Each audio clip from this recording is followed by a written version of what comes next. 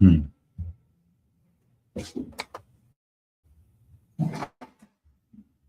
Sit down. Let's see.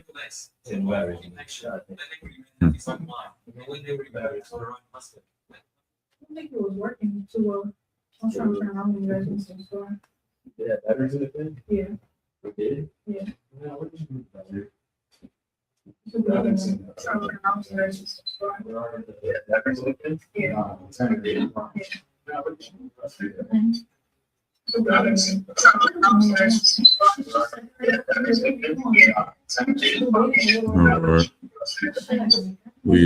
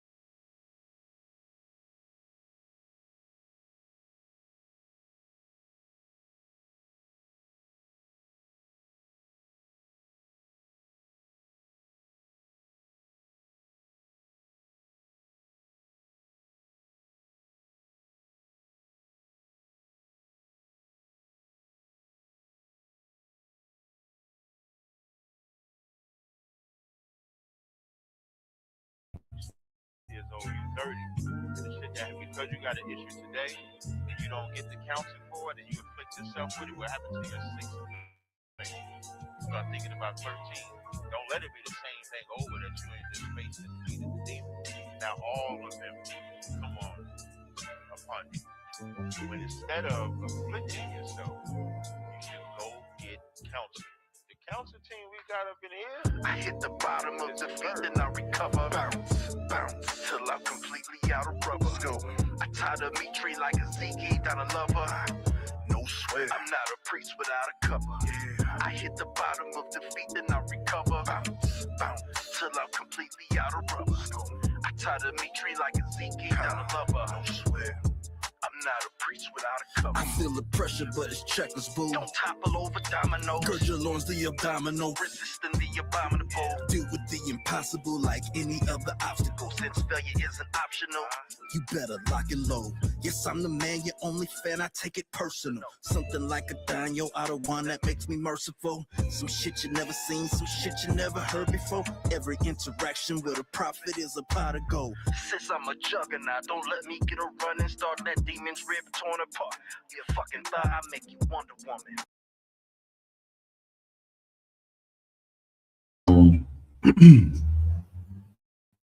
All right, Shalom, Israel.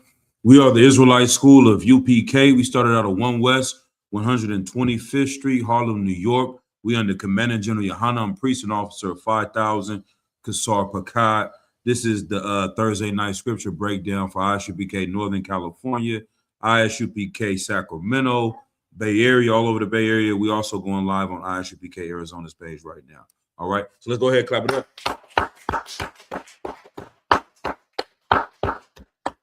As we know, this is Thursday Scripture Night Breakdown. So any questions you may have in the Bible, anything in life that you may want to know, I'm going to do my best to answer and help everyone out tonight. So any questions in the room or online? Go ahead, sis. If we can't get the microphone to the sister. Yeah. I'm gonna be completely honest, sir, if I may. Mhm. I got a demon. So- I can't really listen to my auto one as much as I would want to. Okay. So how do I overcome that? Okay, that's a good question. That's honorable. You know, give us a hand for saying that. All right. Let's see. Okay. Let me get a preset for you real quick. Okay, let's go to give me, I think, First Peter's. Let's see.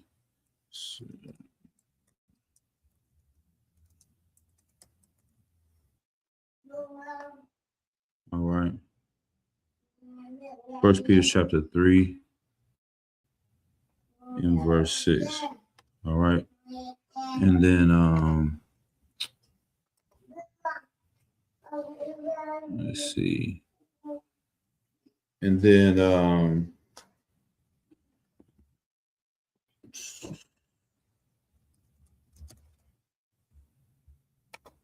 give me, and then I got one more precept after that. So let's see what we got right here. So to just be clear, you said the issue mainly it would just be to listening, or when you say listening, like hearing or following what is being taught. Okay. Go ahead. No sweat. Okay, go ahead. Let's get that one.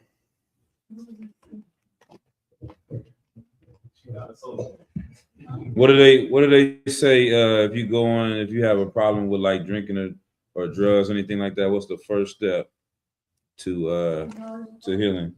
So what do you say? Knowledge and the problem. Right. Give her a hand. You know what I'm saying? So that is a demon, right? And it's nothing new under the sun. But acknowledging that's an issue is the first step. All right. So let's go. What did I say? We can go to First Peter chapter 3. What verse did I call? Verse 6. This is the book of First Peter. Let's go up a little bit. Start at verse 1. This is the book of First Peter, chapter 3 and verse 1. Mm-hmm. Likewise, ye wives, be in subjection to your own husband. Right, be in subjection, right? We learned in 1 Corinthians chapter 11, it talks about the hierarchy and the order. So for one, observing and seeing how brothers and sisters move in the school, how there is a hierarchy in the school. Christ obeyed who? The Most High. All right. The men under him obey Christ. There's a ranking in the school. We all have to follow somebody. Whether you follow your husband or your boss at work, you're going to obey somebody. You're going to be in subjection to someone. I remember I dropped off some heathen in the world. I was doing Uber, and she was like, yeah, my husband, he just wants to control me and tell me to do this and do that, right? And I don't want to do it. And it's like 7:30 in the morning, and I'm taking her to this office building, and she's going to go in there and do everything her boss asked her to do without even thinking twice about it, right? And guess what? That boss doesn't love her. That boss doesn't care about her life. That boss will fire her in the drop of a dime to make profit to benefit himself. But people will give their lives to someone who doesn't care about them. So the reason why, okay, I'm gonna ask y'all a question. Anybody can answer it. Maybe the sister wants to take a shot at it. Why did Christ listen to the Lord? Anybody want to take a shot at it? Okay. Why did Christ obey the Lord? So, sir, if I may, because the Lord is correct. Okay. That's Or so, like, if I think he has his best interest, the best interest of Israel in mind. okay. That's not quite what I want. It's not wrong, but it's not what I'm asking specifically for the situation. Salaki, so it's because he feared the Lord. Give him a hand. All right. That's that. And one more word that I'm looking for. One word that I'm looking for. All right. So I can say would it be that because he was righteous in his actions? Those are all it, but it's not. So I'm gonna give it to y'all for time's sake. Okay. Is it because he was a son? Correct. All those is right. Okay. What is the precept that says, how do you know you love God? Go ahead. Salaki, if you keep his commandments. Give them a hand. Right? This is how you show that you love someone. You see what I'm saying? You go to work and these devils don't give a damn about you. They're here to take advantage of you. They don't have any love for you, but we find a way to be quiet, do what they say, because we know we're going to either lose our job if we don't listen to them. You see what I'm saying? This is the opposite. We're in a relationship with someone that would die for you and give their life for you. It's not as hard when you think about the love you have for that person when it comes to time to listen to that person, if that makes sense. All right, let's keep reading this precept. That if any obey not the word, they also may without the word be won by conversation of the wise. Right, I'm gonna have my Wakan read, but this part, a woman has a lot more ability. I don't want to say power. She definitely got power though. That's not a wrong word. Women have a lot more power than they think. All right. The way that you talk to a man, I'm telling you, sisters, you could get a lot more of what you would want, just not by what you're saying, but how you're saying it. Like women have the ability to bring a side of a man that nothing else on earth can do. Like literally, if you understand, they're going out and saying there's information online. They're asking women, could you live on a planet without men? And women is like, yeah, I'll do it. They ask the men, la, you know what I'm saying? Like the sun is amazing. The moon is beautiful. The waterfalls on planet Earth, good night. You know what I'm saying? You go into nature, you go and look at a forest or the beach. It's called paradise. There's places on earth that are amazing. Ask a man if he could deal with no more waterfalls or no more women, which one he gonna choose? Get the waterfalls out of here. You know what I'm saying? Like men love women, you understand? And the thing that you can bring out of a man, nothing else on that our Lord has ever created can do. You know what I'm saying? But it comes from your femininity. What is the old saying they used to say in UPK? My submission is my strength. Like that, you honoring your husband, your Adawan, is going to make him want to do more and conquer the entire planet Earth and give it to you if he can, because of how you honor and respect him. Because guess what? Another one thing, I'm going to give you this one too. We'll keep reading these precepts. You want to know what can help you listen to your husband? Knowing that the white man is the devil the Bible speaks of. All right? Because that unites you and him. You see that he's not only dealing with what we got going on here, but if you hate what the white man is doing to Latinos at the border, if you hate what he's doing to the Native American women and children and brothers, you hate what he's doing to black men in the prison and the police, you know that your husband is dealing with these things. You guys are on the same team. And I want to see him be great. And I want to take as much stress off of him, and I want to help him go and do more work against our collective enemy.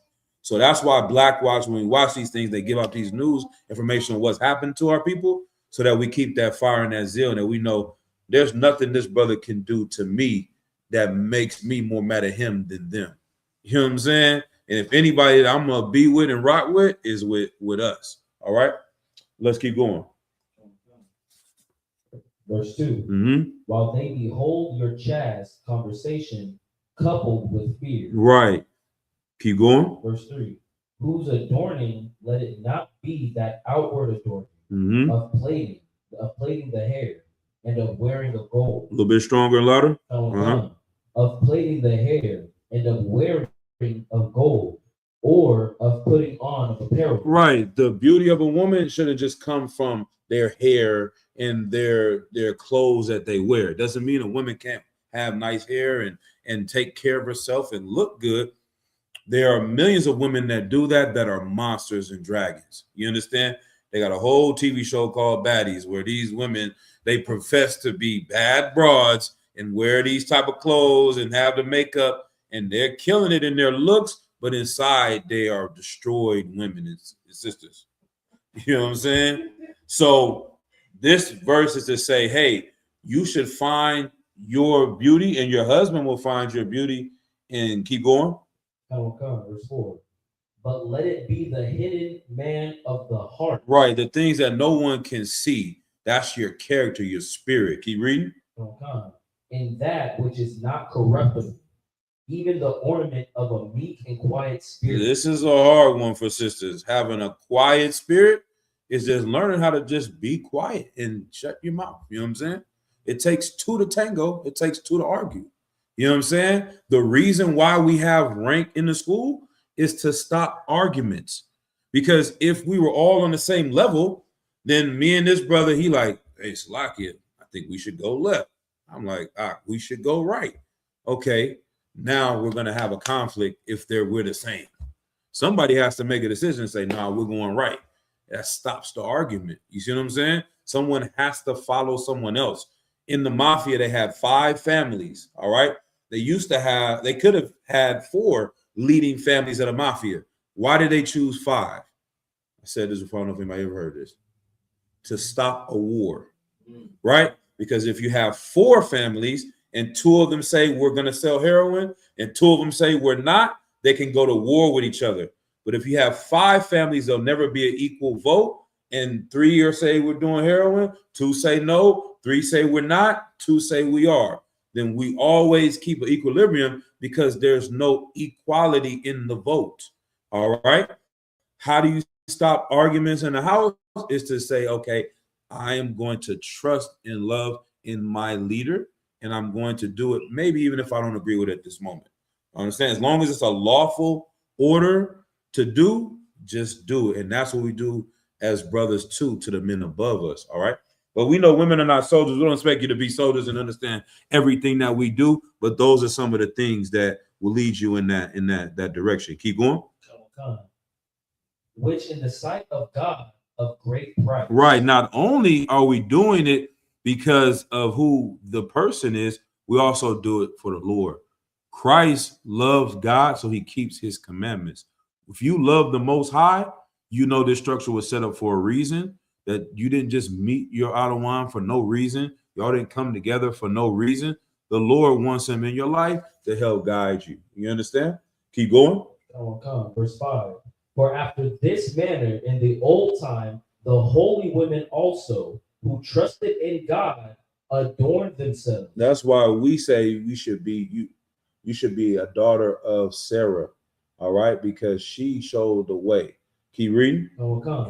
Being in subjection unto their own husbands. Keep going. Verse 6. Even as Sarah obeyed Abraham, calling him Lord, whose daughters ye are, as long as ye do well, and are not afraid with any amazement. Right. And so Sarah, she called her husband Adawan. You know what I'm saying? She called him Lord. She obeyed him, and she had much respect and honor for him. Now, with that being said, I say this story. I don't know who's heard it before, but Remember one time it was in a bad situation, right? Not doing too well, didn't have a lot of money. And sister get to say, yeah, man, I would listen to you if we had this, we had that. I'm like, damn, almost cut me. I'm like, damn, we down. As a man. Then I'm like, hold on. Sarah and Abraham lived in a goddamn tent. She called him Lord. It don't matter if we don't have a house or nothing. You know what I'm saying? That doesn't change how you should look at your husband and his value. The world teaches you the value of a man is the money he has. That's not how it should be. It's who he is, who the Lord created, which is the value. And Sarah honored him for that. Let's keep going. Verse 7. This is the part that we got to put together. Now, likewise, it's to the men. Keep reading. Ye husbands, dwell with them according to knowledge. Right. Dwell with your rib according to knowledge, to the counsel, to the advice, to the classes, knowing that brotherhood and sisterhood go both ways. The brotherhood we afford to each other, we got to afford to our wives as well. All right.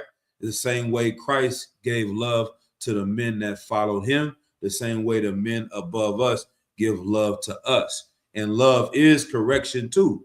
Telling you the truth may not always sound good or feel the best, but sometimes we have to take that correction.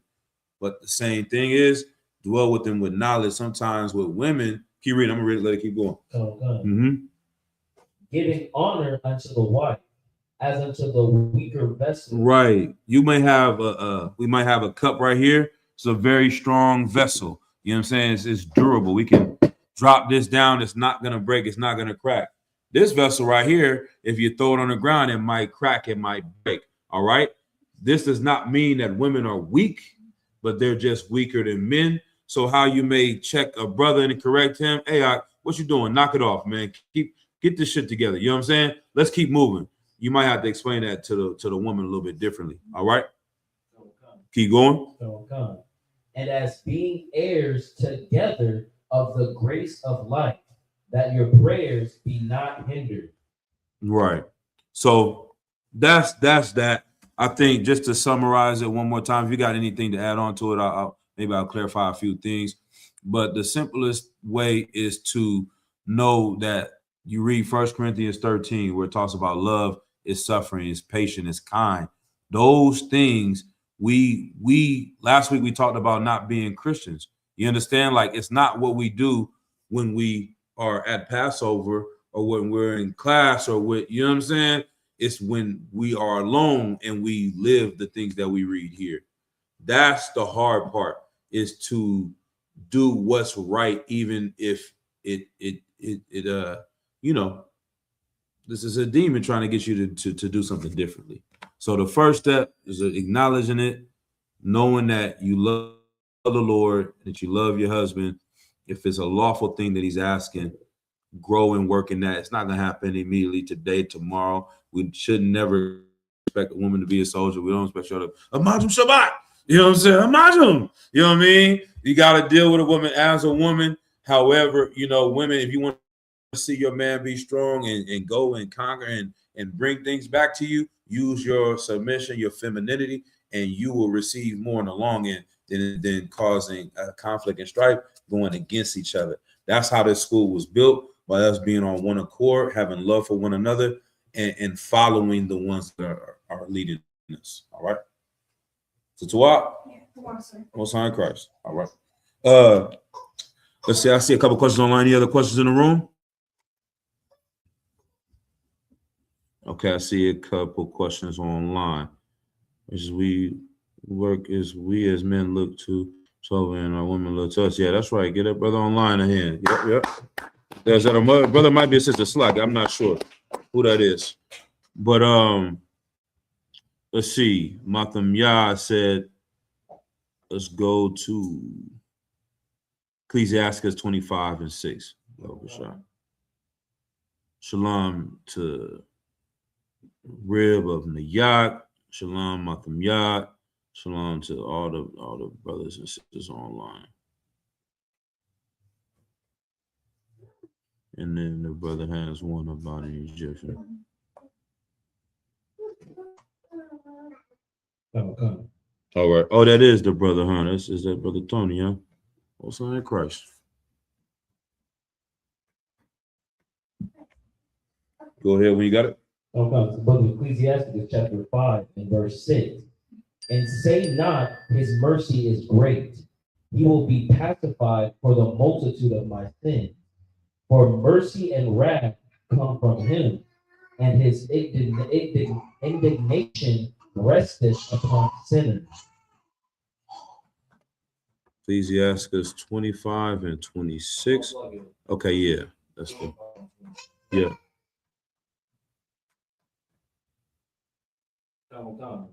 This is the book of Ecclesiastes, chapter 25, and verse 26. Matter of fact, go to verse 20. Wow, man, this is all some good ones here. Go to 24. I don't want to do too much. Hey, but 23, slack it. This book of Ecclesiastes, chapter 25, and verse 23. Mm-hmm. A wicked woman abateth the courage, Mm-hmm. maketh the heavy countenance, and not and a wounded heart. Good night. A wicked woman, a sister that doesn't love the Lord, doesn't love her husband, doesn't honor her. This is on topic, you know what I mean? Is going to bring a heavy countenance. What does that word mean when it says a heavy countenance? I'll give it to y'all. The nigga's stressed out. I'm gonna break it down. The brother is stressed, his hair turning gray, he can't sleep, you know what I'm saying? He's about to have a heart attack because his brain's about to bust a blood vessel because he's constantly angry. Because as men, once again, when we get angry or someone dishonors us growing up from elementary school, somebody comes say something crazy to you, what are you supposed to do, Ak? Knock the nigga out. You know what I'm saying? Now you get with a woman, you can't physically fight, you understand? And she's angering you and dishonoring you. You're holding in anger and you can't let it out, and it makes your countenance heavy. The brother's gonna be depressed. All right, go ahead. A woman that will not comfort her husband in distress maketh weak hands and feeble knees. The cold part about it is you, I'm not saying y'all, but I'm just saying you as a woman, right? A sister that's doing this is going to turn. Okay, you want your husband to do everything you say. You want him to obey everything you're doing. Once he starts obeying you, he's going to become weak in your eyes. He's going to become someone that you don't respect even more, and it's going to keep going in that cycle. You're like, this nigga's a bitch. You're like, I want you to listen to me. Okay, Khan, Aquav Khan. Khan, baby, Khan. Then next thing you know, like, this nigga's a bitch. And you look at him like he's weak because he's doing everything you say. All right? That's not how it's supposed to go. Keep going. Verse 24. Of the woman came the beginning of sin, and through her we all died. Right, when Eve did her thing and she listened to this snake or this group of people trying to be like them, it led to destroying the whole planet Earth. All right, keep going. Verse 25.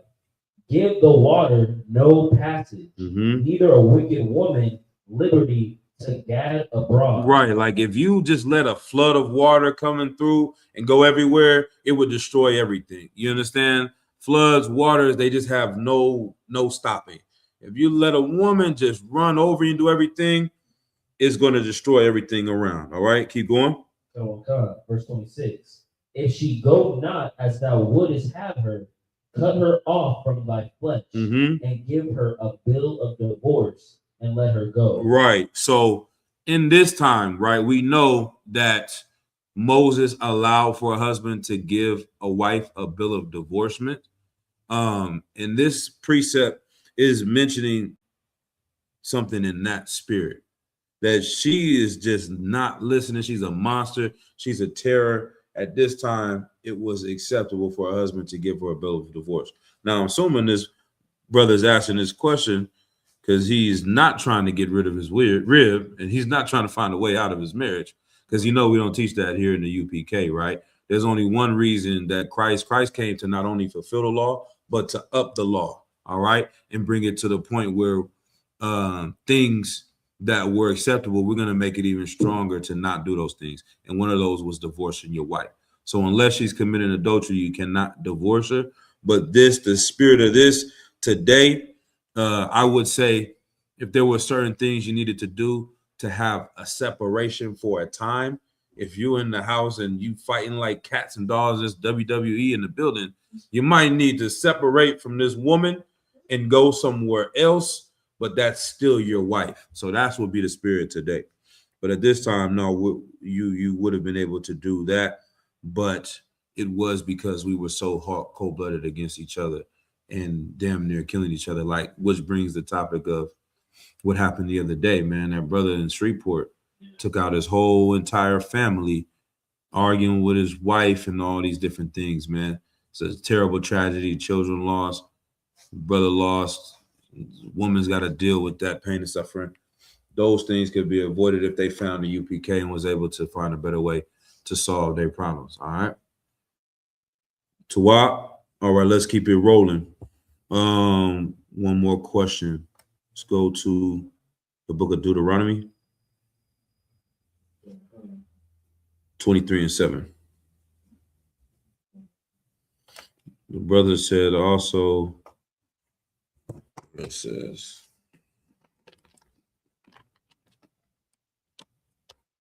got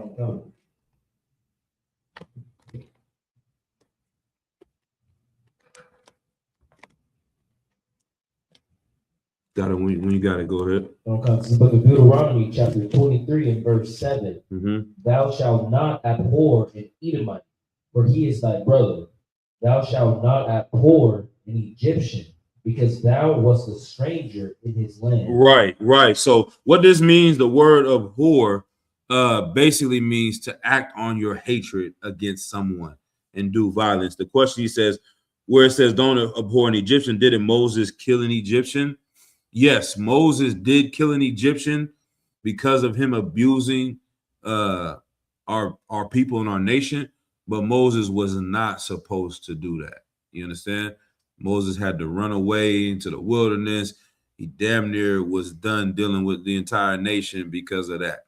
So we are not supposed to do things against these other nations, just like the Edomites, which would be so-called white people.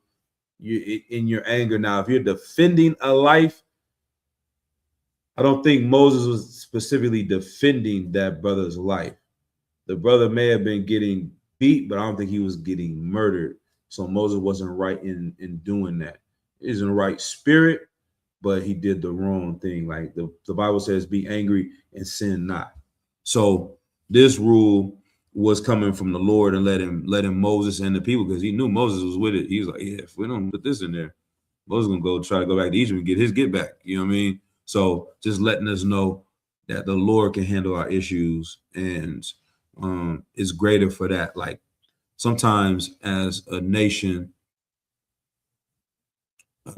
in our pride, you may want to handle things. I've had to learn this lesson myself, in the truth. If certain situations arise and I take it into my own hands, and I may get some kind of vengeance, and then I may end up dealing with some other things on the back end. But I'm like, man, if I would have waited and let the Lord do it, who knows what would have happened? You know what I'm saying? So it's like you walking down the street with your wife, and there's a group of men coming towards your way, and she's in fear of them. And you're like, baby, we good. Don't worry about them. I got this. We good. If your woman walks across the street to get away from them, how you gonna feel as a man? Go ahead, Mama Gunn. He said, I don't want to answer that one.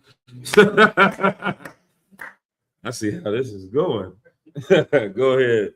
Can you repeat the question? You walking down the street, you see 2-3 brothers walking down the street. I don't know, they look like gang members or whatever. It's nighttime, you know what I mean? You with your wife, and she sees this group and she's scared of them. And she's like, let's go across the street, get away from them. You're like, nah, baby, we good. We good. Ain't no problem. We ain't worried about them. Come on, let's go. I got this. You're tripping. Run across the street and leave you there. How would you feel as a man? I'm gonna be honest, sir. I'll be a little bit embarrassed. Right. Why? Why are you running across the street if I tell you that we good? If I say that we good. Exactly. Give him a hand. All right. That's how the Lord feels when we take vengeance in our own hands. You understand? He like, I told you, vengeance is mine. I got it. You think I'm not going to deal with these Egyptians? You think I'm not going to deal with these Edomites? You don't believe in me? You more scared of them than me? Oh, you tripping. You understand? Those niggas should run across the street from us. The Lord is with us. And I got my 40 on me now. Chill. It's a lot. So I'm good with the, you know what I mean? But that's how it is with that precept, all right? We don't have to harm Egyptians. The Lord is going to handle that, all right? When we try to take it in our own hands, we're taking away from the power of the Lord and what he can do, all right? Go ahead. So that's just a heavy breakdown or analogy for that. That's like the perfect thing, because in my mind, I'm thinking, you do that, you on your own now. Yeah. The Most High in Christ, that's the right spirit, and that's how the Lord looks at you. You're like, man, I'm about to go do this and do that. He's like, oh, you on your own then, nigga. You don't trust in me no more. Man, I've heard of brothers come or people come to our camp and say certain things to priests and prophets, Captain Kapash out there, and the brother's ready to get active because of what this brother is saying to us, threatening us and doing all this. Captain Kapash said, nah, man, let him go. He said about 5-6 months later, he said that same dude came by the camp. He had no legs. No legs. You know what I'm saying? Now, if the brothers would have got him, he probably would have rather fall into their hands. You know what I'm saying? It just knocked me out. I don't take my leg, but the Lord is different. You know what I'm saying? So there's countless stories like that in the truth where people have done things where you let the Lord handle it. I remember not Kentucky, but Kansas City. The brothers, that's what made me believe in this vengeance stuff. I'm never going to do nothing against somebody if they mess with me and it's not self-defense. I'm good. I don't need my get back. I'm going to pray to the Lord. When we got into it with IUIC at Kansas, like literally 7 days later, somebody shot one of them in Kansas. You know what I'm saying? Now, how many brothers wanted to go and actually do something against them after that happened? A lot. We stood down. The Lord deal with it. Now, that is the way these things works. You know what I mean? The Lord will make it happen. We ain't got to do nothing against nobody. All right. Tawak. All right, let's go ahead and get into tonight's topic. Go ahead, you got a question? I've asked brother in the past about how in this specific scripture it calls Esau or Edomites our brother. Mm-hmm. We never see that with any other nation. Mm-hmm. And I remember the breakdown I got was the fact that, yeah, he's our brother, but even in the same thing, the Lord saw Abraham's child and Isaac. So even though they were related, they're not brothers. But then I kind of left it there. And I put the finish like, but in this scripture specifically, right. So it would be no different than, let's say you had like an Edomite mother. You know what I'm saying? Edomite mother is your mother, but she's not your family. All right. Esau is technically our brother. That man was Jacob's brother. His family is related to us, but they are not our family anymore. You know what I'm saying? We have been cut off and separated from them. Precept, how do you know that? The Lord separated two nations. Yes, two nations within our womb. So, yeah, we're related to everybody. Right. You know what I mean? But our nation is separated.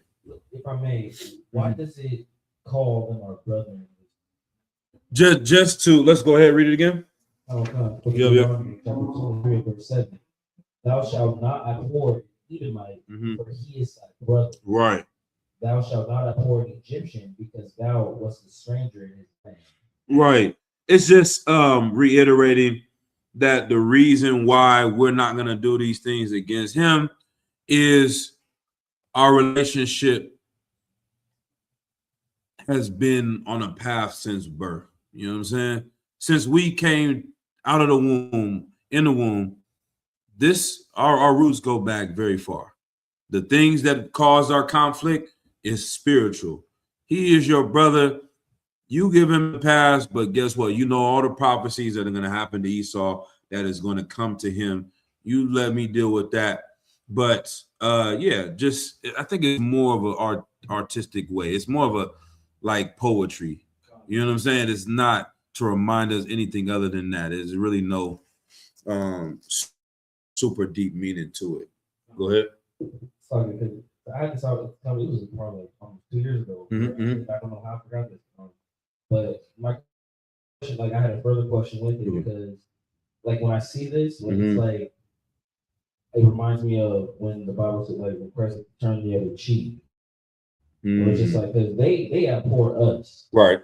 in every way. That perpetual hatred Mhm. against us. Mhm. So how do you reconcile those two scriptures where it says turn the other cheek, and we only say we understand that it's talking about with our brother, Mhm. and in this scripture, that's something, that's the question I have.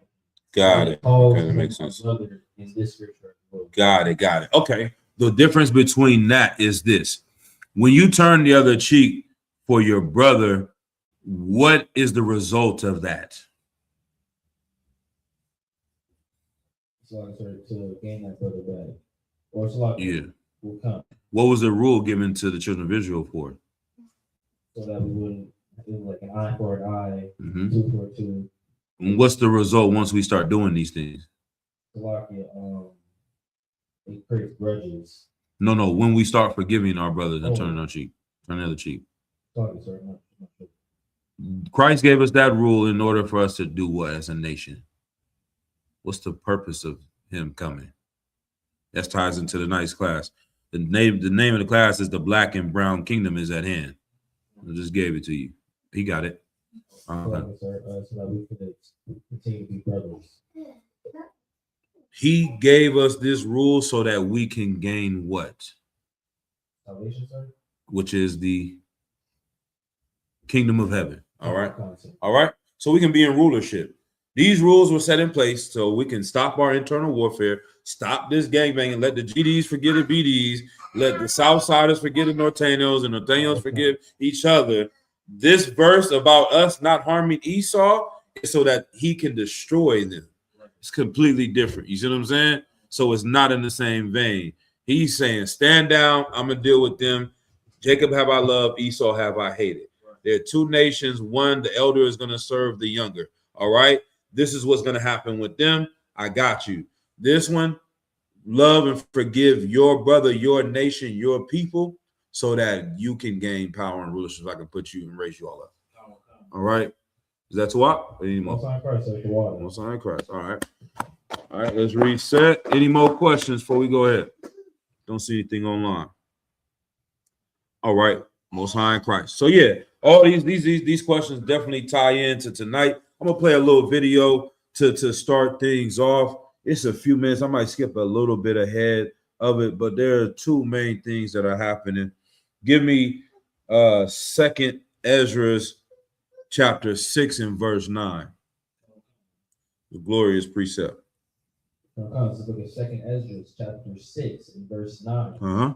For Esau is the end of the world. For what? For Esau is the end of the The world. white man is the end of the world. Your oppressor is the end of the world. America is the end of the world. There's never been a nation that has been as great as the U.S. There's never been a group of people that have gained so much power on planet Earth than white people centered in America and the European nations, right? So they have made it to the peak of the world, but they are the end of the world. Can you read? And Jacob is the beginning of it that followeth. Most High in Christ, man. I saw a video Captain Zaria posted the other day. It was an Edomite running. He was doing the race, the marathon. He's getting close to the finish line. He's light years ahead of the brother. Then a brother come out of nowhere in the background and starts gaining on him. These Edomite get to the line. He started throwing his hands up. This brother did not stop and ran past him and finished through the finish line. You know what I'm saying? I'm like, if 2 Ezra 6 and 9 was a person, that's it right there. Like, they have become so great that once again, Donald Trump is just a poster child for these people. I heard on the news the other day, they said America is running out of missiles. You know what I'm saying? And with Iraq. I mean, not Iraq, with Iran already. They said they didn't depleted almost half of certain missiles. This was over here. And the guy, he was like, really, there's nothing really wrong. We spent $600 billion on the military last year. All right. why is it that we don't have the missiles that we need? All right. Yeah, it's to why. If it falls over, it's to why. But they're like, why don't we have enough missiles? He said it's not because they don't have the funds in order to build the missiles. They're giving money to these production companies for weapons. They're not using it for the things they need to. They're buying things that are unnecessary, that look good, a big fancy plane, but it doesn't even have any purpose. You understand? So they're funneling money. He says it's like a slush fund for these contractors. So they're getting these big contracts, getting billions of dollars because they're greedy, and then going around and making nothing with it. Like, how dumb do you have to be as a nation? How greedy do you have to be? You got to think about the minds of these white men that are running these military operations. They're like, man, we can hook up with Lockheed Martin and we can get the next $300 million. We ain't even worry about this. Do you know, bruh, devil, you're supposed to take this money and protect your nation. They're about to lose to the whole entire planet Earth because you want to buy a yacht or you want to go spend it with whores or you want to get high. These cats that are running the planet Earth are so greedy, they forgot that, or they're so comfortable, they believe that nothing can stop them, even if they don't even work and invest in and protecting themselves. All right. So Jacob is the end of the world. I mean, Esau is the end of the world. So Salakia. Jacob is the beginning of it thereafter. We're getting to the point where the more and more these people come down, the more and more we come up. All right. So I'm going to play this video clip real quick, share the screen, and we'll keep going. We got 9 people in the class right now online. If y'all can like and share the class, Baruch Wat the water. All right, this is a little greaseball Edomite, I would say. Voice is damn near annoying, but what he's saying is absolutely true about what's going on. Exciting article. From Snap to Block to Amazon, a new template for right-sizing the workforce is spreading through C-suites, and other companies are taking note.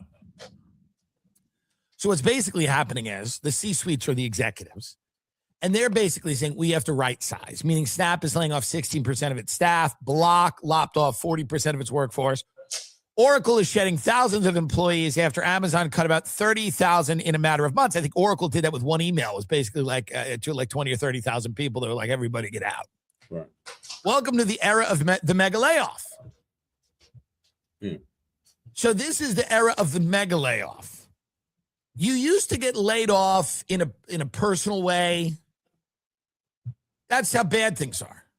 You used to get laid off in a personal way. Somebody would bring you into the thing, into the office and go, listen, we're making changes around here.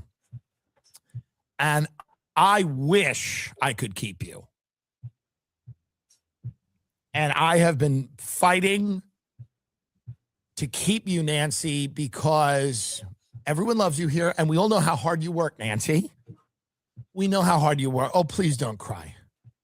Please don't cry. And then Nancy would go, I knew it was coming. I just didn't think it would be this soon. I didn't think it would be this soon because Cliff is, he's doing good. Because Cliff is Nancy's husband who shot a black child. Whoa. And is now under investigation. And they go, Nancy, we all support Cliff, and we know that child was wrong, in the wrong. Damn. But unfortunately, Nancy, you got to go. Now you just get an email. You get a mass email, and they just tell you and everyone you know pretty much are fucked now. And this is going to hurt. Like, here's what this is going to hurt. You know those like outdoor malls that still have a little life in them with like a Jenny's ice cream and a poke bowl spot, and like, everybody's, they all got back from Coachella and they're talking about, how good Bieber's set was. It was so cool. He went back old school. Like this is going to turn those places into Detroit. Okay. Those upwardly mobile six-figure earning, kind of like normie core, Austin city limits, white Converse shoe wearing, New York City, Soho living, matcha drinking. You know, they are fucked. Give him a head.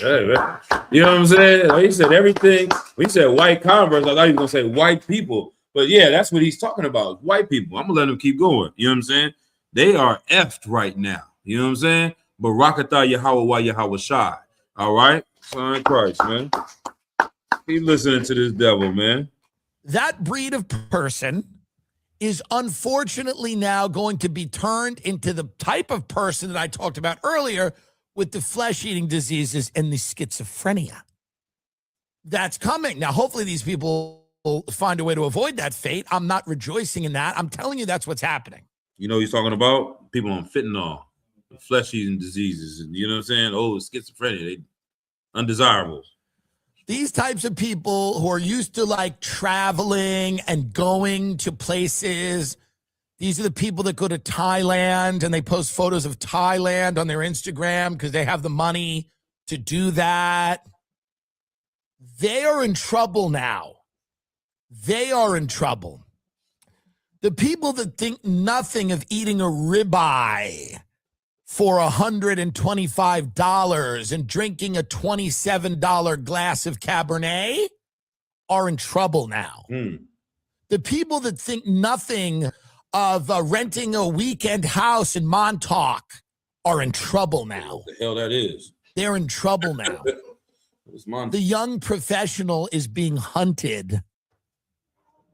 The six-figure-a-year graduate of a fucking really good private school, maybe not an Ivy, but maybe, but a really good private school, a thing like a Vanderbilt, whatever. The people that move to New York, that move to Brooklyn, that get a job at the startup, that work in fintech are being hunted by the AI demon and Sam Altman. Sam Altman has released a demon to now hunt some of the people I do find pretty annoying, but I don't want them. I don't want them to end up falling off the grid and wandering around the streets with their children and living in tents. I do. But those stargates are opening the door, and people say to me, why do you call it the AI demon? Well, number one, it's funny. But number two, I don't know. I don't know what it's going to do. Maybe some people call it a god. Some people say it's a god. And it's, you know, whatever. That, like Rogan says, like quantum computing plus blah, blah, blah. Maybe that's God. I happen to call it a demon because I liked the world before it. I liked the world where, you know, where people would go out and see each other and talk and have jobs and own things. I like the world where the only people living in tents are niggas and spics. You understand? I like the world where my cousins, my friends can go get a $125 steak while the person cooking it looks like a Latino from Mexico, looks like somebody from Guatemala. I like the world where Esau is in charge and Jacob is at the bottom. That world is disappearing right now, right before our eyes. They say in the next 6 months, up to 100,000, 200,000, 500,000 jobs can be lost to AI as this world gets turned upside down. I'm gonna keep playing a little bit more on this one. So I call it a demon. I'm not engaging in some quasi-mystic medieval religiosity here. I'm just using a term to describe the nothing. You want me to call it the nothing from Neverending Story? That's fine. The nothing. If you remember Neverending Story, the great film from the 90s, where Atreyu battles the nothing. And the nothing blows through the town. And the nothing just leaves everything. And it all says, for lease, for lease, for lease. Open a business here outside the bus stop. In the empty parking lot. Open a business. But the people now, by the way, globalization has displaced the manufacturing sector in America. So if you lived in upstate New York or Scranton, Pennsylvania, or somewhere in the Rust Belt, you've been fucked. You already work at Kroger. You're getting out of prison. Your son's on meth. Okay? Now I'm generalizing, obviously. That's not everyone. Some people's kids are on heroin. My point is this: you've been fucked. Oh, your daddy made cars? We don't give a fuck. Spill in aisle 4. Take your heroin and go to bed. And that's what we did to those people. And we call them white trash, and we call them Nazis, and we call them names, and we watch them die, and we don't care.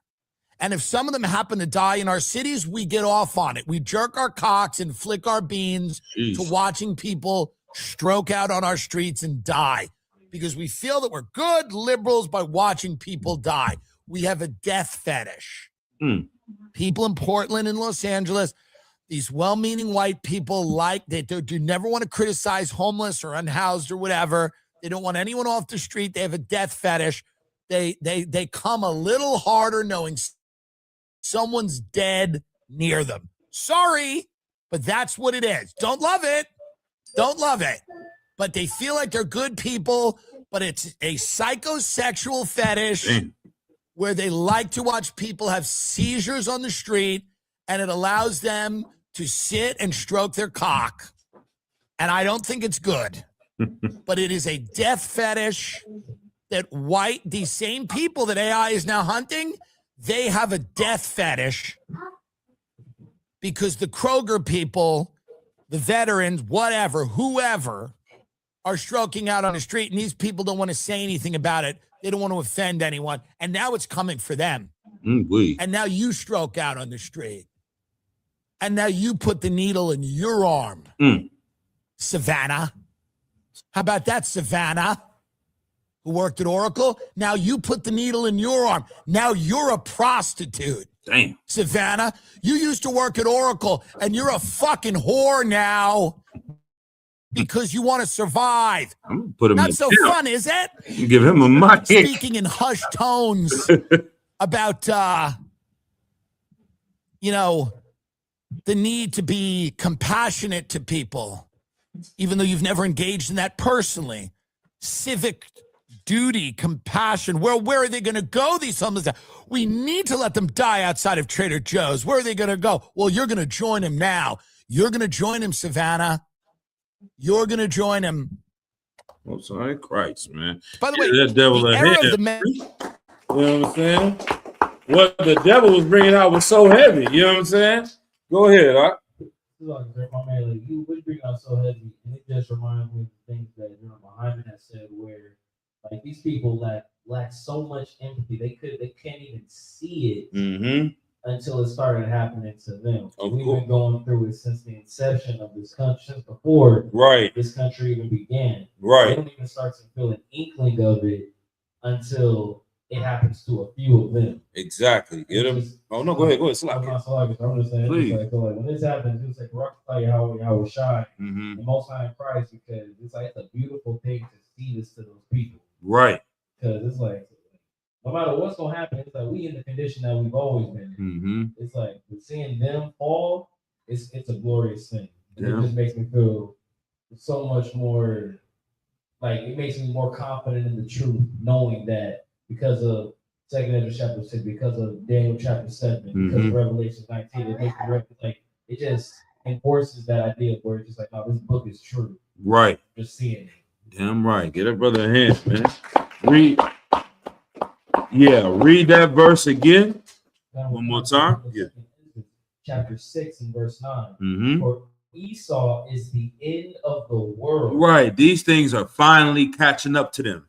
They told you it wasn't going to be East Indians that rule the world in the last days. It's not going to be Africans. It's not going to be Chinese. It's not going to be Arabs. It's going to be the white man that is ruling the world, but he is going to be the end of the world. So this is our last captivity. We're not going into no other captivity. You understand? We are starting to see this empire fall at the seams, and these people see the writings on the wall. That's why our job is so important. And Barak Atah Yahweh Shah for you brothers and sisters that are in the UPK, man, out here in our zone, doing the work, doing the classes, doing the camps, feeding the people, clothing the people. Like our job is to go and wake up the dead that don't even see the things that even white people are seeing about them right now. He said, it's about to happen to you, Savannah. You at Oracle, you're going to have to learn how to use a different Oracle. You're going to have to learn how to use your oral now to survive. You let black women and Latino women become whores and be in the strip clubs and glorify that life. Now you're going to have to do that you live in the hills here in Oakland, here in San Francisco, living in the Berkeley Hills. You thought you were good. Nah, you're not good. You're going to be at the bottom of this world. You understand? And you fighting to maintain your position, but you cannot win because the Lord said these things have to happen. All right. Is there anything else on that one? Then he said Jacob's the end. I mean, Esau's the end. And Jacob is the beginning of it that followed. Right. Now I got one more video real quick. I'm going to play it and we're going to go to our next verse. I think we're going to go to Revelations 18, 17, and 18 as well. Let me see. Share screen. Jobs. This one, I was like, man, this is amazing too. So this is only a 3-minute video. I might not play all of it. Let's see. This is my job. Lots of people interested in understanding what types of jobs are going to be affected by AI, or what policy responses we might want to think about from a societal point of view. This is professor and AI expert Rob Siemens, and he co-authored a paper ranking nearly 800 jobs and their exposure to artificial intelligence, particularly to AI language modeling.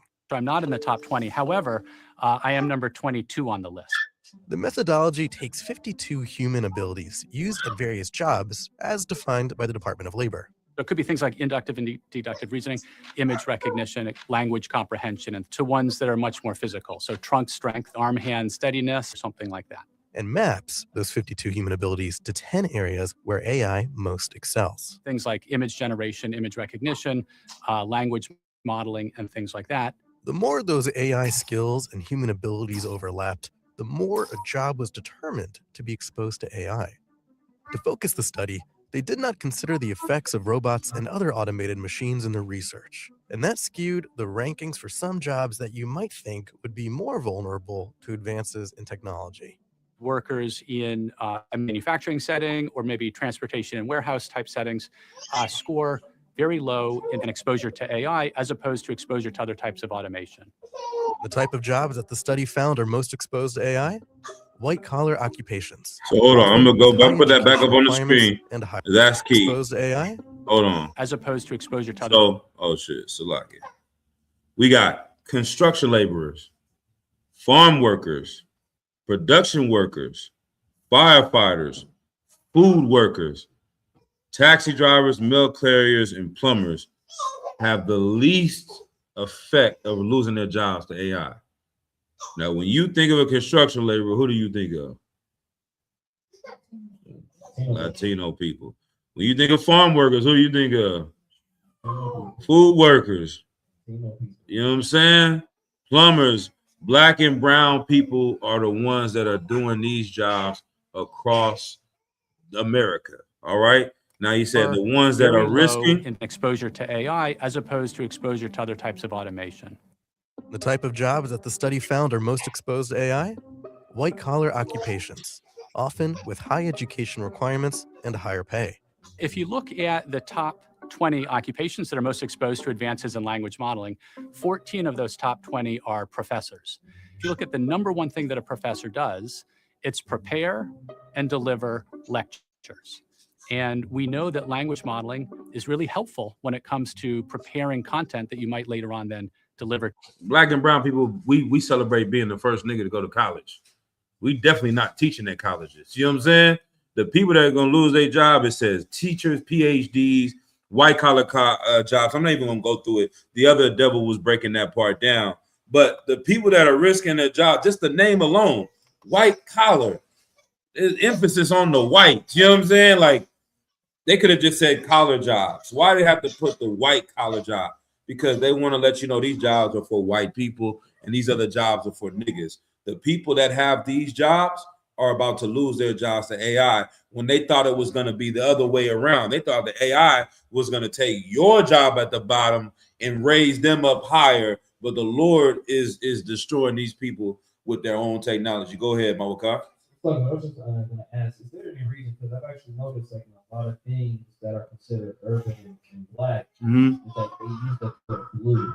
Like even in music, you can like in old times they would use the color blue to refer to things that black people were doing. Is there a specific reason for that? No, I don't know offhand. I've never heard anything about that specifically with the blue collar or the blue. I know what blue collar means. It's just, you know, if you work as a plumber or a mechanic, they often wore like a blue shirt, blue collar, you know, working with your hands and stuff like that. But outside, if there's any other deeper level for it, meaning blue, I haven't heard anything like that. Yeah. But yeah, let's get to Revelations. Let's see. I'm gonna go to 17 real quick. And then you called a couple ones. What was the one in 7 you were talking about, Daniel? Mm-hmm. Mm-hmm. All right, let's see. Let's start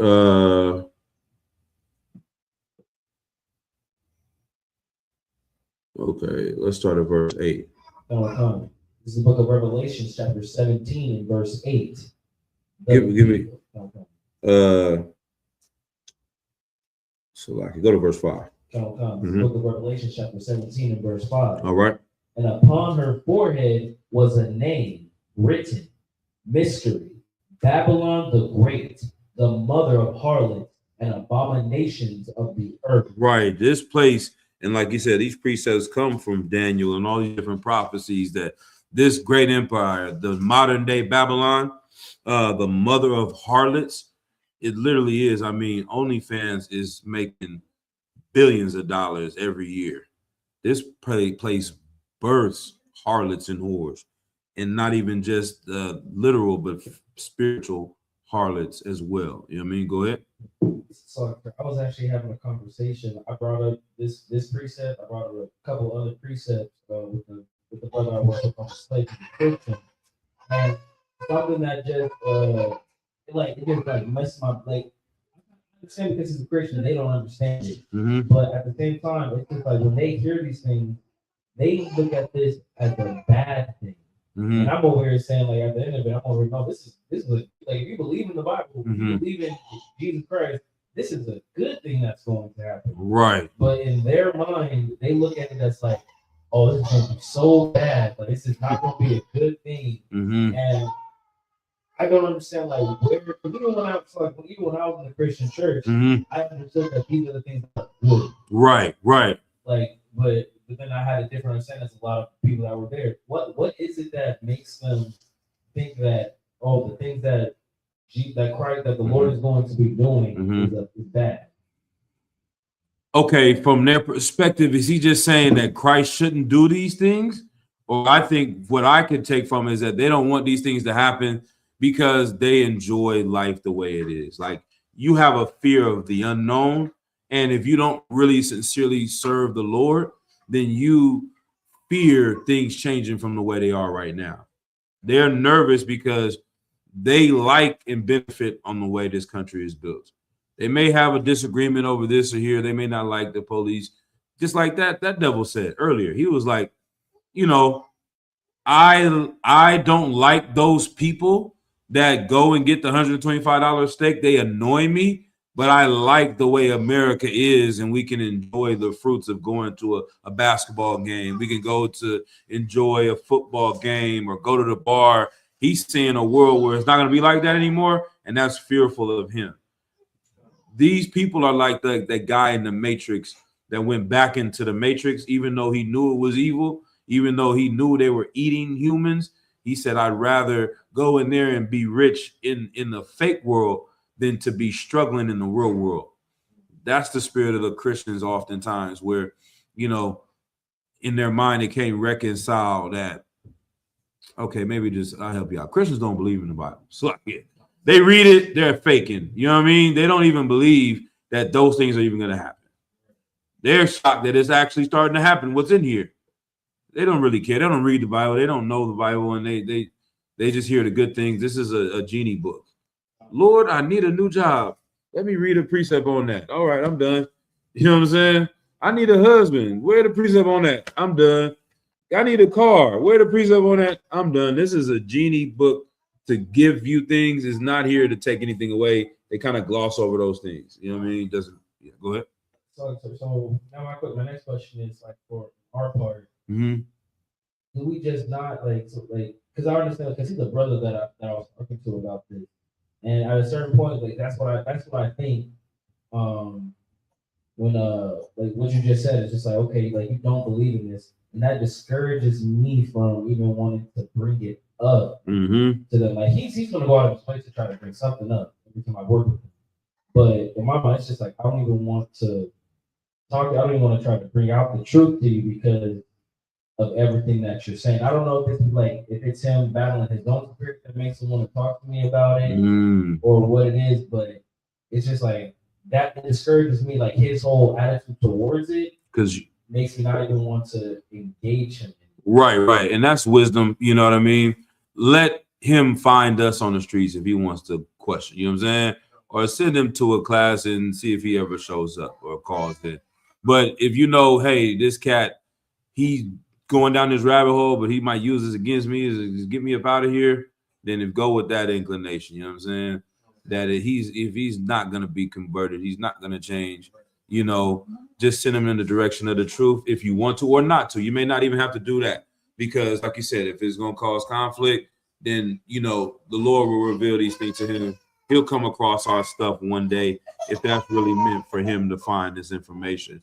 But it's not your job to do that at your slavery and risk losing your slavery for some cat that just wants to find a reason to go against you. It may just be a demon on him trying to do that. You know what I mean? So that's how I would deal with that. You know what I mean? To what? All right. Let's keep going. Okay. Verse 6. This is heavy. And I saw the woman drunken with the blood of the saints. This is an image. This is vile. Like the image of this is worse than the reality that. No, our reality is worse than this image. Like if I may. If you were to vision somebody up here, you know, with a cup of blood and just drinking it until they were drunk, that's a crazy thing to see. But America is the manifestation of that. You know what I'm saying? A nation of people that just consume death and murder for their power and their gain. Like they grab souls and destroy millions of people, and it emboldens them. You understand? Donald Trump is dropping bombs on them and talking about destroying the entire place of Iran, breaking all the UN laws and war laws, doing war crimes, bragging about destroying their bridges and killing women and children so that they can have oil. You know what I'm saying? That's not how war is supposed to go. These are defenseless people, but he's willing to destroy it. And imagine the people behind him that love him. The MAGA people are out there talking about, yeah, blow them to smithereens. Just make sure my gas is under $3. You understand? The hell with all them tan camel nigga. You know what I'm saying? Whatever, sand, whatever. Turban, Afghan. The hell, I shoot them all. The hell with them. You know what I'm saying? Get gas back under $3. I don't give a damn. That's the American way, man. They're drunken with the blood, all right, of the saints, though, of our people, of the righteous men, because those men that stood up were the only ones that had an opportunity to really destroy them from their spot. So they always have to zero in on the priests and prophets and make sure that we don't rise up, because they need the children of Israel at the bottom for the empire to run. Every nation that ever existed needed blacks, Hispanics, and Native Americans to gain their power. Syria was on top when they had us enslaved. Babylon was on top when they had us enslaved. Egypt and so on. Go ahead up. So this actually brings another question that I have.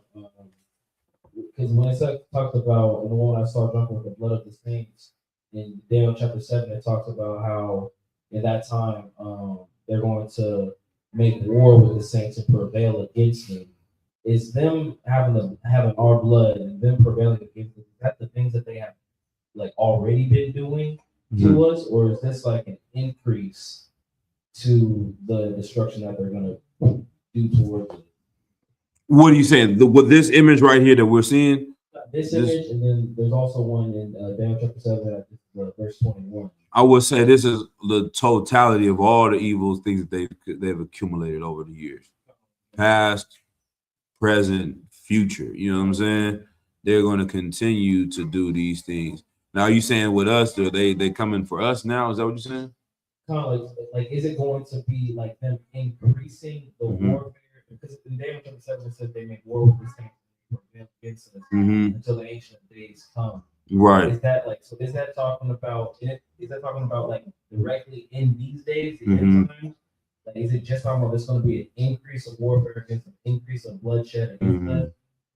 Or is it like you just said, or is it like continuation of things they've already been? Got it. Okay. So with that part, I remember the breakdown general was basically saying that no, we're not going to be going through any of this persecution now, this time. That part of the persecution of the priests and prophets was the time when Paul and those brothers were around. All right, we going straight to getting up out of here. You know what I'm saying? Now they may come up against us and, you know, whatever Esau is trying to do, you know, against us as far as online, slow our videos out, or maybe send someone in to try to do something. But we have enough knowledge and wisdom to navigate through this to not get in those situations. You understand? And they too busy handling all these other things with China, Iran, and all this to the Lord is wise in how he deals with us, that they're like, man, they're not doing nothing. We ain't got to worry about them. Not realizing the work that we're doing is so powerful that people may forget the reason why the cards are falling right now around this empire is one major event in the past few years that is just like accelerating this thing. Which is that event? What would you say, Azar? One event that happened in the past few years that is accelerating the fall of this empire and white supremacy. George Floyd? Nah, it's a lot bigger than that. Go ahead. So it was Obama? More recent. Okay, we got a couple. Go ahead. This is, you can say it without them. Is it Donald Trump's presidency? That's close. Getting close around each time. One more, sis. Damn, all these is good, amazing things. They are happening. Nah, I'm gonna say October 7th in Israel and Gaza. That war that started with Israel and Gaza is completely accelerating them leading to World War III. Why is that? Because if the people over there, this is why our work in the UPK is so important. Us teaching that we are the true Jews and blazing on the streets and waking up the people of America, even the heathens, to the idea or concept that the people that live in Israel are not the Jews, that changes the whole world program. Because if they're not the Jews, then why the fuck do they have nuclear bombs? If they shouldn't even be living over there, why are we giving them billions of dollars every year? If they shouldn't be over there, then why are they influencing the American government with AIPAC and this and that and that? Who the hell are these people? Why are we all bowing down to these Jewish people in Israel when they're not even valid of even being there, owning land? None of that. They have accumulated so much power with this book, so much power saying they're these people. And if it's under a false pretense, then the whole world order has to fall down. So once they started this war in Gaza and people are not saying, oh, you're anti-Semitic if you say something against them, we paved the way for people to go out and protest against Palestine. The Hebrew Israelites paved the way for people to criticize Netanyahu. That Black, Hispanics, and Native Americans in the ISUPK since 1969 have paved the way for the world to say those white people that live in Israel are the devil the Bible speaks of. They're the synagogue of Satan. Tucker Carlson is saying it. You understand? People all over the world are coming out against them and realizing that this whole thing is a lie. You understand? So don't think that your work is in vain. It's not just changing the lives of what we're doing. It's changing the entire planet Earth. So in their great pride and, okay, we can watch these little Hebrew Israelites. We might send the FBI, keep an eye on them, but they're not no threat. They're not knowing the things that you prophesying and teaching are destroying this goddamn kingdom, man. All right, go ahead. What you're saying is so heavy because what you're saying was with Tim Dillon, the brother that you paid in the video. Right. I actually watch some of his podcasts sometimes. Right. And he has like a black producer. Mm-hmm. I understand. He's always joking about like when he talks about the Israelis, he'll joke with his black producer. He says, "Well, you got to remember, it's like they taking your place over there." And, you know, and Yeah. like what you're saying so heavy because like, we definitely have paved the way Mm-hmm. for that white man to be able to, even if it's in a joking manner, Right. admit or say to a black man, well, I mean, even if they don't believe it truly, it's like they're still joking about it on like on a video that millions of people are going to watch it. Yeah. That blacks and Latinos are the actual Jews. Man, I would say I would argue and get a brother here and select it. I would argue about 5 years ago, they could have never protested for Palestine the way they did. You understand? 10 years ago, for sure. There would have been called so much anti-Semitic this and anti-Semite that, and you are in line with Hitler, that they were just untouchable. You couldn't say anything. You know what I mean? Kyrie Irving made a post. Hey, you think they could do that today? They're not doing that. You know what I'm saying? Little lily white kids will come out and be, hey, hold on. Why can't Kyrie talk about you guys aren't the Jews? You guys from the sea to the whatever they be saying to free Gaza. Yeah, hell yeah, we with y'all. You know what I'm saying? Like people are starting to see this thing is falling apart. Right. So that moment, it just literally accelerated, World War III, man. You know what I mean? Because now they like, we got to bomb Lebanon to make sure we stay here. We got to bomb Yemen. We got to bomb over here. Now we got to go to Iran. All these people are starting to, the jig is up. They like, do something. Kill everybody that's against us. They're going to be like, oh, the whole world is against us. You know what I'm saying? So they got to go to World War III, you know what I'm saying, to survive, to maintain that land, because this is the most powerful book on planet Earth. The rights to that land, the people of this book will rule the planet Earth. If they don't have that, they have nothing. You understand? And so, yeah, we teaching this. Yeah, go ahead. I see it lighting up. What's that, Christ? So this is just I was on TikTok and I was watching a live of a white man, and he's a racist dude. But he was talking about just like, oh no, like everybody has to come together against the Jew. But it's just like I call it we're on the same team already. Right. But in their mind, it's just like they don't even see these people as being a part of them. And like, how does that benefit? And I feel like they do it intentionally too. Like the Israelis, the so-called Jewish people, man, they do it like intentionally to separate themselves from their own people. Which I don't. It's like I don't know if this is just like going back to Obadiah, which is like the wise not a team, it's that. But like, what is it with them? Like hating on their own, like the dude we're watching, like for that poor white American, they look at themselves as different from. I see what you're saying. From these. Okay, it just ties into power, and they want to be the head tribe. You understand? So it's just layers to it. They put a ranking on it. We're gonna be the head tribe. Then we'll put other people, the British Empire, y'all can be next, and then the American leadership, y'all can have a little bit of this pie, and then underneath that, we'll put the Irish and these poor whites in Italy, and everybody can have a rank inside of who running the world, but it's all of us against them. But internally, there have been more wars against Europeans and each other that they all hate each other, and they will always vie for power. You know what I'm saying? It's just, you got to think about it like brothers too.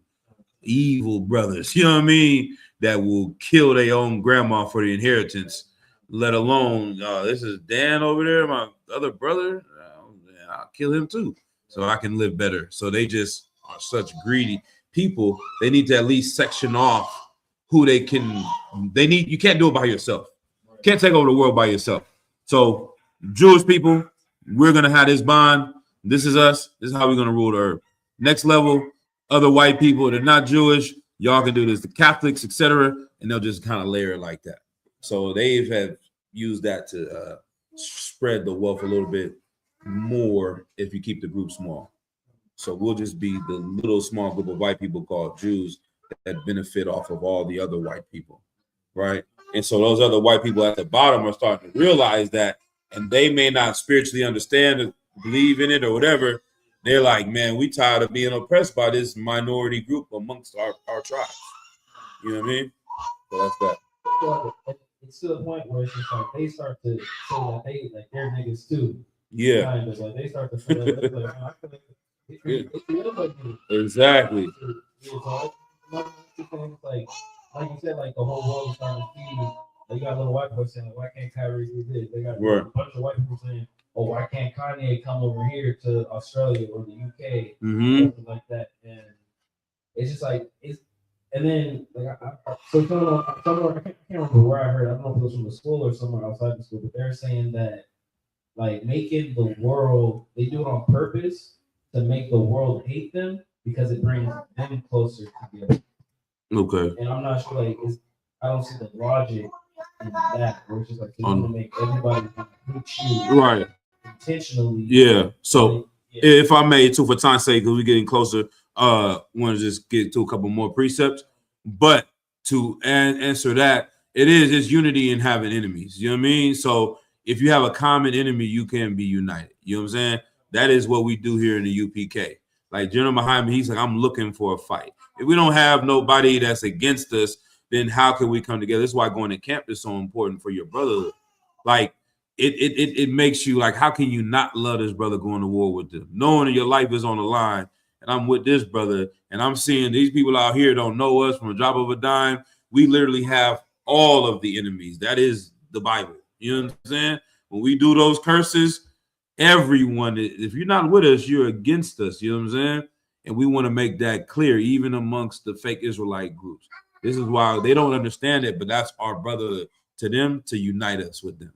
You understand? Because we're not cool with Asians, Arabs, Chinese, Africans, white people, gay movement, lesbian movement, Ku Klux Klan, Aryan, the fire department don't rock with it. Like, it don't matter what it is out here, we're not with you. So we have to be together. We have to be tight because anybody can turn on us at any moment. You know what I'm saying? And so they do like that. They use that to gain power as well. All right. All right. Let's go for a couple verses for time's sake, though, if I may. And we in verse. All right. Let's finish verse 6 and then we'll go to chapter 18. This is the book of Revelation, chapter 17, verse 6. And I saw the woman drunken with the blood of the saints and with the blood of the martyrs of Yahushua. And when I saw her, I wondered with great admiration. Right. All right. Let's drop that. Let's go to the book of Revelation, chapter 18. And we'll go to verse 11. This book of Revelation, chapter 18 and verse 11.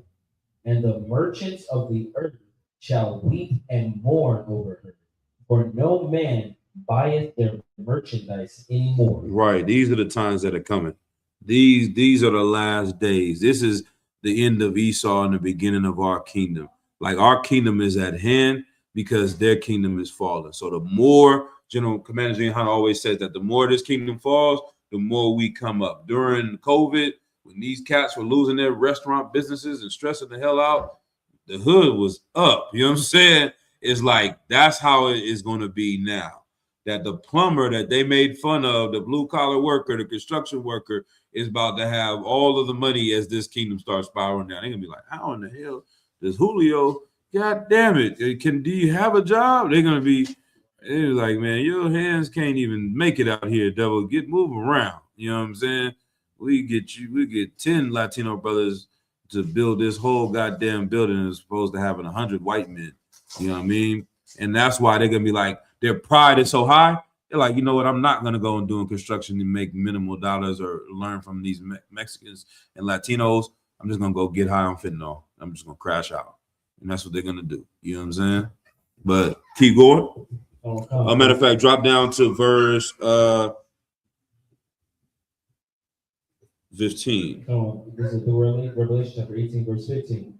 The merchants of these things, which were made rich by her, shall stand afar off for the fear of her torment, weeping and wailing. Yeah, white people were jumping out of buildings when the stock market crashed in the 1930s.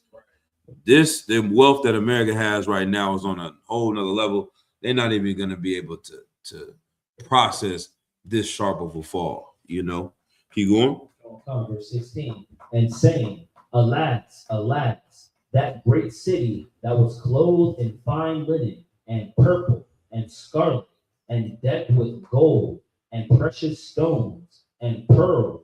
17, for in 1 hour so great riches is come to naught, and every shipmaster and all the company in ships and sailors and as many as trade by sea stood afar off. Right. Here, drop down to verse 20. Verse 20. Rejoice over her, thou heaven, and ye holy apostles and prophets, for God hath avenged you on her. For what? For God hath avenged you on her. Yeah, this sharp fall and decline is our vengeance, is our justice. Hold your peace real quick. You got a question though? So, sir. Okay, hold your peace real quick. Try to remember your question. All right. This vengeance that is coming upon them is the justice to free us. And the things that are about to happen to them, Commander Johanna said the other day, we will beg the Lord to give them mercy at some point in time. But we don't understand how much crimes they've done and how much they deserve, that these things have to keep moving forward. Go ahead. Like in this term, like the analogy being used is talking about like how they say America in like the best straits, like financially and economically. And they're talking about the Dow's over 55,000 or whatever it is. And this, they're talking about like those people that start like in the stock market, and those people that are benefiting from the economic growth in America right now. Even though the common man, we don't even see it. It's the opposite for us. Right. Okay, come. Damn right. All right. Read where we at, verse 21. Verse 21. And a mighty angel took up a stone like a great millstone and cast it into the sea, saying, Thus with violence shall that great city Babylon be thrown down, and shall be found no more at all. Give the Lord a hand. You know what I'm saying? That's it right there, man. There's no other way that these things can happen, and there's no other place that you could point to. Like you said, as a Christian, we can't even fathom, where is this place supposed to be? Somalia? You know what I'm saying? Where is Babylon the Great? Where is Babylon the Great? Is it Belize? You know what I mean? Is it Guatemala? This doesn't sound like Barbados. You know what I mean? What great stone has to come down and knock off this great empire other than this nation right now? All right. So let's drop that and give me Acts chapter 1, verse 6. And we a little bit over time. So I have one more after that. This is the book of Acts, chapter 1 and verse 6. When they therefore were come together, they asked of him, saying, Lord, wilt thou at this time restore again the kingdom to Israel? Right. Even after Christ had died, rose again, the men following him were asking, Lord, is now the time you're going to restore the kingdom to Israel. That's what this whole book is about. That's what Christ lived for. That's what Christ died for. That's what every priest and prophet died for, was to save the Lord's chosen people out of captivity and out of slavery. All right. And that's the mission we continue to this day. And we're getting closer and closer and closer to the things that they prayed to see at this time, man. So this is an amazing time to be alive. All right. Drop that and let's go to 2nd Ezra chapter 5, verse 23. It's the last one I got. Book of 2nd Ezra, chapter 5, verse 23, and said, O Lord, that bearest rule of every wood of the earth, and of all the trees thereof, thou hast chosen thee one only vine. Right. We believe, what's our creed? Shema Yasharala Allah Hayanawa Yahweh Akai. Hear, O Israel, the Lord our God is one.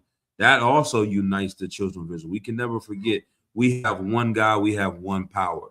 And the Lord is always dealing in unity in one thing. Out of all the plants on earth, he has chosen one, which is the wine, the grapevine. You understand? That's what the Lord has chosen as his favorite plant, right? Keep going. Verse 24. And of all lands of the whole world, thou hast chosen thee one pit. Right, the Middle East, the Holy Land. All right, there is no other place. This is why that real estate is so important to these oppressors. They gotta maintain it. They have to. They found all this damn oil in the Middle East. They found all these trade routes are going through here. The whole world is determined about what's going on in the Middle East. All right, keep going.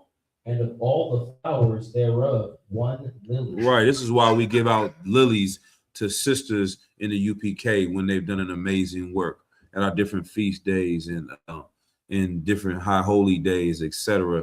And definitely some sisters in our zone that's deserving of that. And let's make sure that we do that and honor the sisters that are doing right things in our zone. You understand? Because that represents the Lord's favorite plant or flower. I'll say flower. Slack, keep going. Verse 25. And of all the depths of the sea, thou hast filled thee one river. Right. And of all the builded cities, thou hast hollowed Zion into thyself. Right. Jerusalem, Zion. All right. His favorite city. Keep going. Verse 26. And of all the fowls that are created, thou hast named thee one dove. The dove is the Lord's favorite animal. All right. And of all the cattle, or bird. I'll say that. And of all the cattle that are made, thou hast provided thee one sheep. There you go. Verse 27. And among all the multitude of people. One more. Let's read it again. Come on. And among all the multitudes of people, thou hast gotten thee one people. Black, Hispanics, and Native American Indians. The children of Israel, the Lord has, out of all these nations, has chosen one people. And it ain't Jeffrey Epstein. And it ain't Adam Sandler. And it ain't Seth Rogen, and it ain't any other of these weird Weinstein or none of those people that live in Israel that about to have the largest LGBT parade in the Middle East in a few weeks. You understand? Those are not the Lord's chosen people. Those are the people of the synagogue of Satan. Go ahead. Come. And unto this people whom thou lovest, thou gavest a law that is approved of all. Right. Now, us as having this royal bloodline means nothing without the law, statutes, and commandments. If we act like the nations, we are worse than the other nations, right? But when we obey the law, statutes, and commandments, we are the greatest people on the planet Earth. You understand? All right. Keep going. Verse 28. And now, O Lord, why hast thou given this one people over unto many? And upon this one roof hast thou prepared others. And why hast thou scattered thy only one people among many? Right. And Ezra is asking the Lord why all these things happening to us. And it goes down a little bit further. And I think I said, let me see.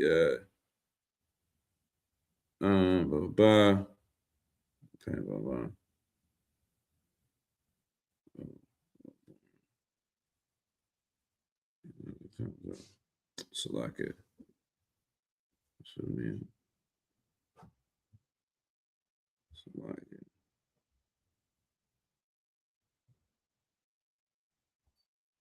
Go to verse 41. Book of 2 Ezra, chapter 5, verse 41. And I said, Behold, O Lord, yet art thou nigh unto them that be reserved till the end. And what shall they do that have been before me, or we that be now, or they that shall come after us? Verse 42. And he said unto me, I will liken my judgment unto a ring, like as there is no slackness of the last, even so there is no swiftness of the first. Right. These things will come full circle like a ring. All right. These people at the top, they're going to be at the bottom. Keep going. Verse 43. So I answered and said, Couldst thou not make those that have been made and be now, and that are for to come at once, that thou mightest show thy judgment the sooner? Verse 44. Then answered he me and said, The creature may not haste above the maker, neither may the world hold them at once that shall be created therein. Right.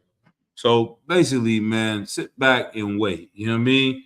The time is going to come when these things, don't question the Lord. And it just makes it so more beautiful and eloquent. We could go to more verses at another time to revisit. But it's so eloquent that it's like, what's the best way I can describe it? It's like, I guess I want to say it's like AI, all right, technology. The time of human history, they say the technology is going exponentially. I mean, it's doubling. And how it was before, it only takes 30 steps to go from 0 to 1 billion if you keep doubling up. So at 1 to 2, it's not a big jump. 2 to 4, it's not that great.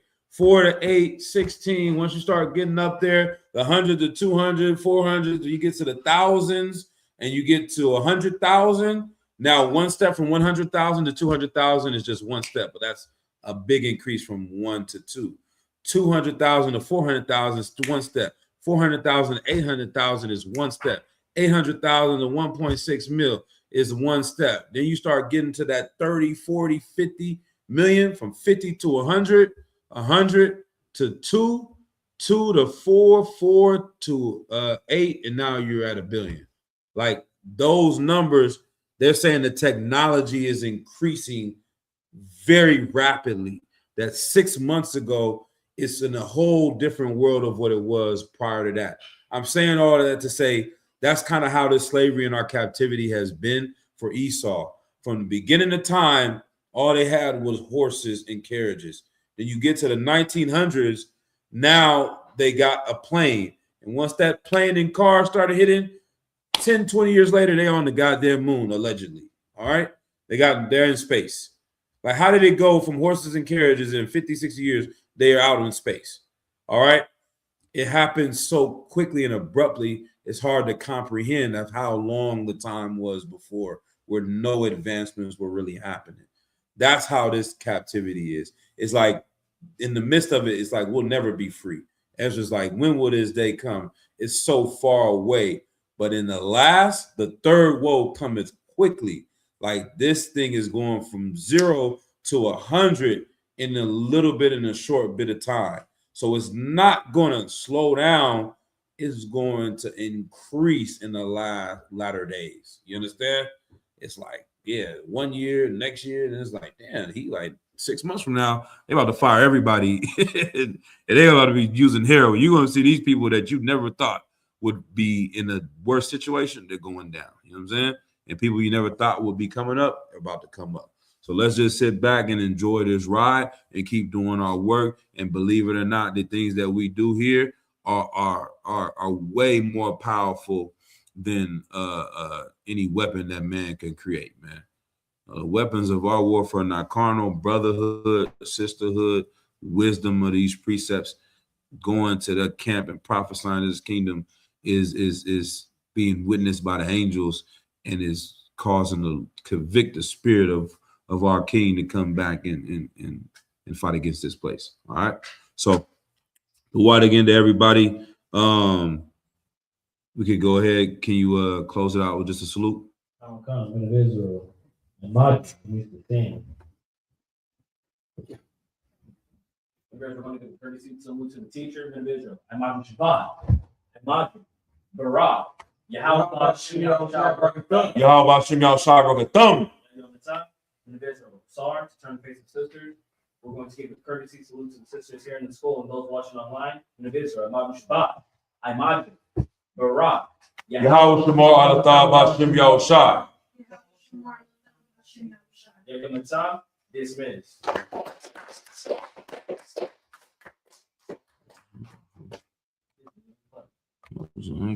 All right, so like it.